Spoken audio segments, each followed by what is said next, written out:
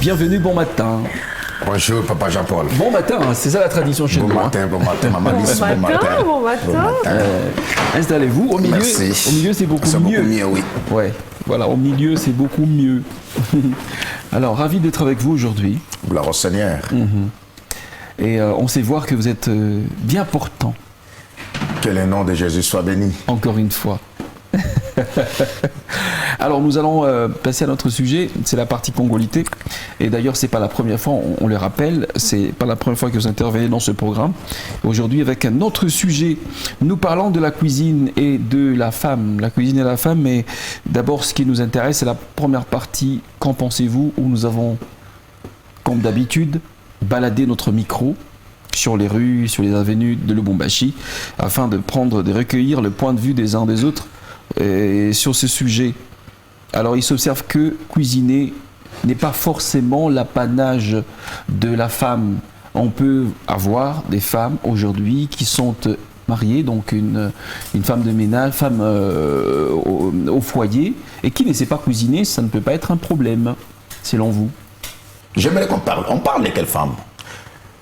Nous, en pédagogie comme en théologie, on dit que l'évangile doit être proportionnel à la culture de là où l'évangile est prêché. En De effet. quelle femme on parle? De la femme en général, la femme africaine, la femme européenne, la femme, Nous sommes dans la partie sommes chez congolité. nous. Mais une femme congolaise, qui pourrait dire, selon notre culture, Ouais. une femme bantou, qui pourrait dire que la cuisine n'est pas forcément mon apanage? Et je fais l'induction. L'induction en pédagogie veut dire aller du concret au général. Au général, Donc oui. je prends la première, la définition et je vais maintenant décortiquer. Non, une femme, ça m'engage que moi, une femme africaine, congolaise de surcroît, qui dirait que la cuisine n'est pas mon apanage, n'est pas femme au complet. C'est une femme incomplète. Écoutez, il y a des hommes qui ont des femmes dans leur maison, mais des femmes incomplètes. C'est pas choquant d'entendre ça d'un homme de Dieu. Choquant de quoi? Choquant de quoi, je vous dis la vérité? Une femme incomplète. C'est une femme, mais elle est incomplète. Je sais, le temps que nous allons décortiquer, vous me donnerez raison. Et sur le plan biblique, et sur le plan culturel, socio-culturel de la manière dont nous vivons. Mais la femme qui dit que moi la cuisine n'est pas mon apanage. Où ça? Je me retrouve à Cape Town, chez le pasteur Jonathan qui m'avait invité pour une conférence de couple.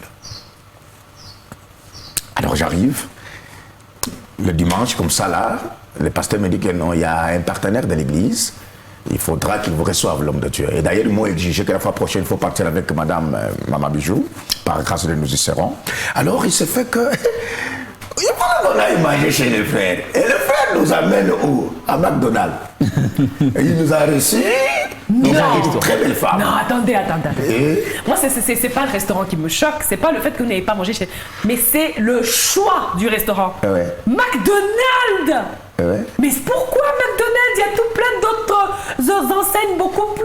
à propos prestigieuses. Non, mais quand même, c'était Ouais, nous pas sommes allés là, je n'entre pas pourquoi McDonald's, parce que je ne vais pas faire leur publicité. J'arrive là avec le pasteur, on nous a donné à manger, on a